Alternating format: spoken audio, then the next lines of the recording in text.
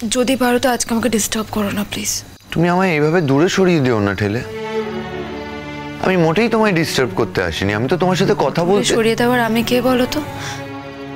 তুমি তো অলরেডি অনেকটা দূরে সরেই গেছো। সম্পূর্ণ ভুল ভাবছো। আমার জীবনে এরকম একটা ঘটনা না ঘটলে আমি বুঝতেই পারতাম না যে সম্পূর্ণ অকারণে মানুষ কিভাবে ফেঁসে যেতে পারে। আমার পরিবার আমায় বিশ্বাস করছে না। গুনগুন, আমি চাই তুমি অন্তত আমায় বিশ্বাস করো। আমি যদি তোমায় ভালো না বাসি, আমার জীবনে যদি তোমার গুরুত্ব না থাকতো, তাহলে কি আমি তোমার বাবার সাথে ঝামেলা করে তোমায় আবার এই বাড়িতে ফিরিয়ে আনতাম বলো? উনি তো চেয়েছিলেন আমাদের সেপারেশন হয়ে যাক, আমি কি হতে দিয়েছি? তুমি এনেছো কেন জানো? তুমি তোমার ইমেজ মেনটেন করতে চেয়েছিলে। তুমি আমায় এত নিচু একজন মানুষ মনে করো? শুধুমাত্র নিজের ইমেজ বাঁচিয়ে রাখবো বলে আমি তোমায় এই বাড়িতে এনেছি? মানে আমি তোমায় ভালোবাসি না? প্লিজ ভালোবাসার কথাটা বলো না। হয়তো কোনোদিনই তুমি আমাকে ভালোবাসোনি, হয়তো কোনোদিনই আমাদের মধ্যে কোনো ভালোবাসা ছিল না। এটা তুমি বলতে পারলে? মানে তুমি শিওর তো? আমি আর তুমি একসাথে যে মুহূর্তগুলো কাটালাম সেগুলো সব ভুলে গেলে? মিথ্যে হয়ে গেল সেগুলো?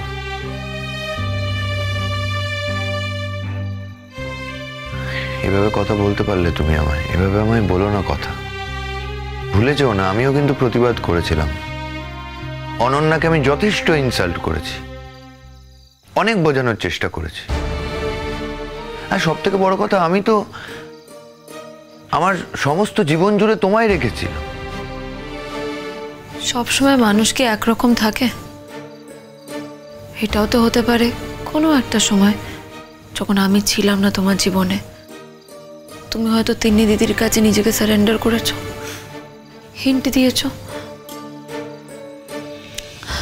আর এটা তো সত্যি যে তিন্নি দিদি তোমাকে যেভাবে ভালোবেসে এসেছে বা আজকেও যেভাবে তোমাকে ভালোবাসে, আমি তোমাকে কোনোদিন অতটা ভালোবাসতে পারবো না। আমার তো চাই না অতটা ভালোবাসা। আমি তো ভেবেছিলাম তুমি আমায় যতটুকু ভালোবাসো ওইটুকু দিয়েই আমার সারাটা জীবন চলে যাবে। কার্যক্ষেত্রে তো সেটা দেখা যায় না। যাই হোক, অনেক রাত হয়ে গেছে, ঘরে যাও ঘুমোতে। আমি যখন বুঝতে পারছি যে তুমি আমার সাথে সমস্ত সম্পর্ক শেষ করে দিতে চাইছো চিরতরে, আমার জীবনে একটা বড় ভাঙনের মুখে দাঁড়িয়েও আমি চেষ্টা করবো না তোমার সাথে কথা বলার? আর কি কথা বলার আছে বলো? তুমি তো আমায় প্রমিস করেছিলে গুনগুন যে তুমি আমায় কখনো ভুল বুঝবে না। আর আমরা যে একে অপরকে প্রমিস করেছিলাম, সেই প্রমিসের কোনো দাম নেই তার মানে? ভুল তো তোমাকে আমি বুঝিনি। যা বোঝার, যা দেখেছি ঠিক সেটাই বুঝেছি। না, ঠিক বোঝোনি। আমি তো বলছি ঠিক বোঝোনি। তোমরা সবাই মিলে ভুল বুঝছো আমায়।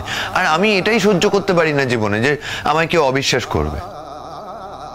আমি অবিশ্বাস করার মতো কোনো কাজ করিনি গুনগুন। আমি তোমাকে বিশ্বাস করি বা অবিশ্বাস করি, তাতে কি এসে যায় বলো তো তোমার? এসে যায় গুনগুন, এসে যায়। অবশ্য আমি তোমায় এখন এইভাবে ব্ল্যাকমেল করবো না যে আমি এখান থেকে চলে যাব বা এই সমস্ত কিছু। কিন্তু এটাও সত্যি যে আমি খুব বড় আঘাত খেয়েছি জীবনে। যেটা সত্যি নয় সেই দোষটা আমার ঘাড়ে এসে পড়ছে, আমায় মেনে নিতে হচ্ছে। আমার সিচুয়েশনটা একটু বোঝার চেষ্টা করো তুমি অন্তত, প্লিজ। আজকে যা কিছু হয়েছে গুনগুন, এর পেছনে আমার কোনো দায় নেই। যা করেছে অনন্যা করেছে, অনন্যার পাগলামোর জন্য করেছে। আমি তো ওই সময়টা মনেই রাখতে চাই না, আমি জাস্ট ভুলে যেতে চাই।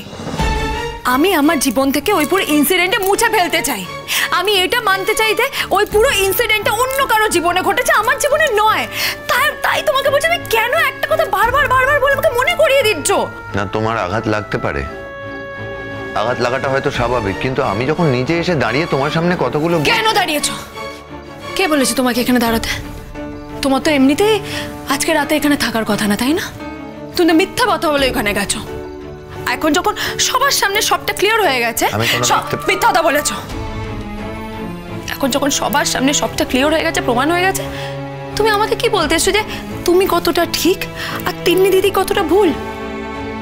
কিন্তু আমি তো সেটা বিশ্বাসই করছি না। আমি আমি আমার নিজের চোখে যেটা দেখেছি তারপর তুমি বিশ্বাসই করছি না, আর আমি এখন বিশ্বাসই করছি না, তখন তুমি কেন আমাকে বারবার এক কথা বলছো কেন? এই যন্ত্রণাটা আমার সহ্য হচ্ছে না, আমার কষ্ট হচ্ছে, বোঝার চেষ্টা করো। সেটা তোমার সমস্যা। তাহলে এখন আমি কি করব? তুমি যদি আমাকে জিজ্ঞেস করো, আমার মনে হয় তোমার তোমার যত তাড়াতাড়ি সম্ভব তিন্নি দিদির সাথে সেটেল হয়ে যাওয়া উচিত। তুমি আমায় এই কথাগুলো বলছো গুনগুন? বলতে পারছো এই কথাগুলো আমায়? হ্যাঁ, বলতে পারছি। তোমার আর জোর দেখানোর কোনো জায়গা নেই, তাই বলছি।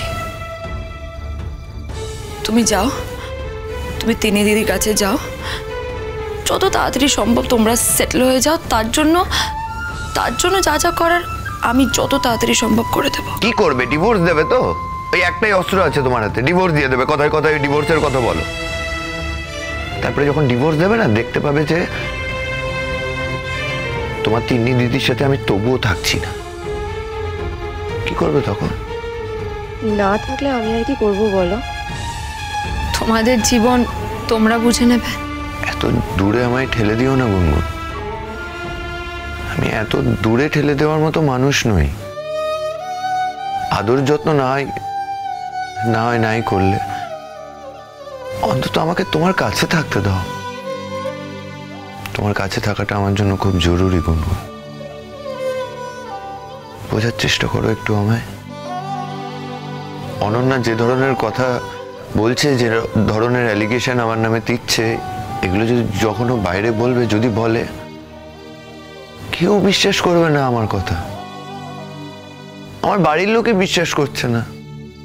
অন্তত তুমি আমার পাশে থাকো, আমায় বিশ্বাস করো। তুমি তো আমার সব থেকে বড় সাপোর্ট। তুমি যদি একবার আমার পাশে থাকো না গুনগুন, আর বলতে পারো যে সৌজন্য ওরকম মানুষ নয় এরকম কাজ করার, আমি অনেক সাহস পাবো। আমি সবাইকে ফেস করতে পারবো। কিন্তু সেটা করার জন্য তো আমাকে আগে নিজেকে কনভিন্স করতে হবে, তাই না? আমি তো এখনো কনভিন্স নই। কি কনভিন্স নও তুমি? তুমি কনভিন্স নও যে আমি তোমায় ভালোবাসি? না। দাঁড়াও, তাহলে তুমি কি কনভিন্স নও যে আমার সাথে অনন্যার কোনো সম্পর্ক নেই? না। আমি জানি তোমার অভিমান হয়েছে, কিন্তু তুমি যদি এই কথাগুলো বলো তাহলে তো আমার কিছুই বলার নেই। তাহলে তো আমাকে একাই নির্বাসনে চলে যেতে হবে। দেখো, তোমার জায়গায় আমি হলেও হয়তো এরকম হতো, কিন্তু আমি তো তোমার সামনে এসে দাঁড়িয়ে যখন বলছি যে গুনগুন আমি কোনো অন্যায় করিনি, তোমার চোখে চোখ রেখে বলছি, এইটুকু তো আমায় বিশ্বাস করা উচিত তোমার। আমি যদি বিশ্বাস করতে না পারি, তাহলে কি তুমি আমাকে জোর করে বিশ্বাস করাতে পারবে? জোর করে না কাউকে বিশ্বাস করানো যায় না। তাই বলছি, প্লিজ প্লিজ আমাকে জোর করে বিশ্বাস করানোর চেষ্টা করো না। আমি ভীষণ ঠান্ডা মাথায়, ভীষণ কামলি সবকিছু মেনে নিতে চাইছি, সবকিছু অ্যাকসেপ্ট করতে চাইছি। কোনটা অ্যাকসেপ্ট করতে চাইছো বলো? এটাই অ্যাকসেপ্ট করতে চাইছি যে আমাদের বিয়েটা মিথ্যা ছিল, এতদিন পরে আজও মিথ্যে আছে। আমাদের এই সম্পর্কটা মিথ্যে, সবটা মিথ্যে। তোমার আর তিন্নি দিদির সম্পর্কটাই ঠিক। তোমার আর তিন্নি দিদির ফিউচারে একটা পাকাপোক্ত সম্পর্ক হতে চলেছে। তিন্নি দিদি তোমাকে ভালোবাসে, তুমিও হয়তো তিন্নি দিদিকে। এগুলো আমাকে মেনে নিতে তো একটু সময় লাগবে না?